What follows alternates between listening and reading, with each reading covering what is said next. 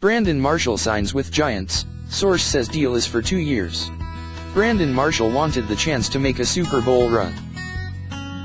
And now he has got a quarterback who can pull it off. Less than a week after the Jets granted his request to be released, the wide receiver found a new NFL home conveniently located in East Rutherford, New Jersey. A source told Newsday that Marshall signed a 2-year, $12 million deal with the Giants on Wednesday, giving him the opportunity to line up with Odell Beckham Jr.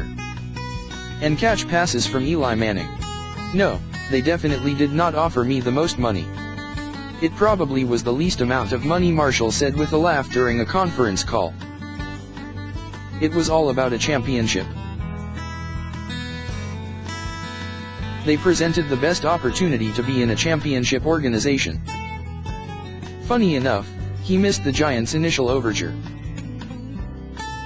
Marshall said he didn't see the text message general manager Jerry Reese sent him Sunday until after he had attended church, ate brunch with the family and took his kids to the pool. My agent was blowing up my phone like, "Dude, where are you?" he joked. Though the NFL's free agency period officially begins at 4 p.m.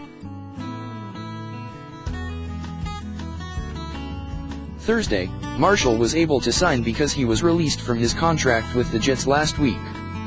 He has his sights set on a bright future in blue. Eli is already on me about getting together in the beginning of April with a few of the other guys, said Marshall, who called the Giants the perfect situation for me and highlighted the organization's stability in ownership. Marshall, who turns 33 March 23, is on his 5th team entering his 12th season and has yet to make the playoffs. But this time, Marshall won't have to relocate.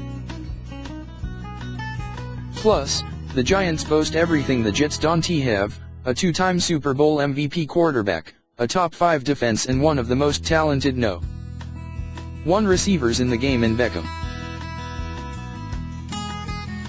At the conclusion of the Jets' 5-11 season, Marshall said he'd probably play until I am 38, 39. But he made it known his more pressing goal was to play for a Super Bowl contender.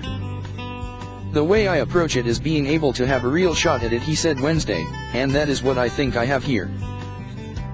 The Giants, who bested Tom Brady and the Patriots in Super Bowls XLII and XLVI, ended their 5-year playoff drought in 2016 but lost to the Packers, 38-13, in a wild card game. Playing for Ben McAdoo's team also ensures that Marshall will be able to continue his media career in the Big Apple, but instead of taping his regular spot on Showtime's Inside the NFL, he'll be a weekly guest of WFAN host Mike Francesa. The Jets' plan all along was to rebuild by releasing high-priced veterans this offseason, but all the while the front office viewed Marshall as part of its future in 2017. According to a source, the sides discussed a contract extension before this past season and revisited the topic midway through the year. But even though the Jets had hoped to retain Marshall, the organization allowed him to find a better fit, as Newsday reported last week. The Jets' roster remains in flux as the organization looks to fill holes left by big-name departures through free agency and the NFL draft.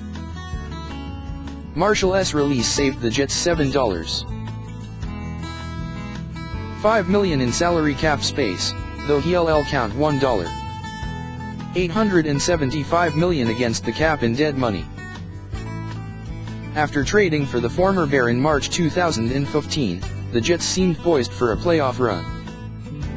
He set franchise records for receiving yards, 1,502, catches, 109, and touchdowns, 14, in 2015, and earned his 6th Pro Bowl selection.